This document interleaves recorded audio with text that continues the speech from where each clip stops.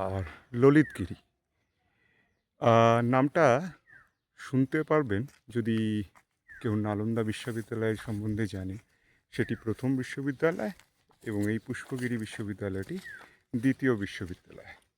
এবং এই বিশ্ববিদ্যালয়ে সাথে আপনি পাবেন বুদ্ধদেবের স্তূপ এবং তার সাথে সাথে বুদ্ধিস্ট মঙ্কসদের কিছু দেহাবশেষ, যা তারা একটা ছোট্ট কন্টেনারের মধ্যে রাখে। সেই কন্টেনারের মধ্যে থেকে 1985 সালে এখান থেকে উদ্ধার হয় এই স্তূপটি।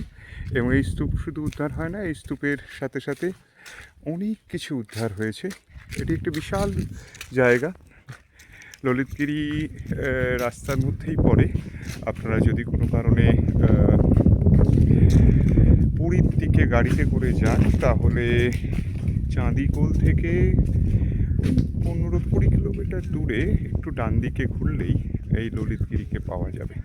এবং ললিতগিরি ইতিহাসের অনেক কিছু নিয়ে বসে আছে। আপনারা আসুন, দেখুন এবং জানুন বুদ্ধদেব সম্পর্কে।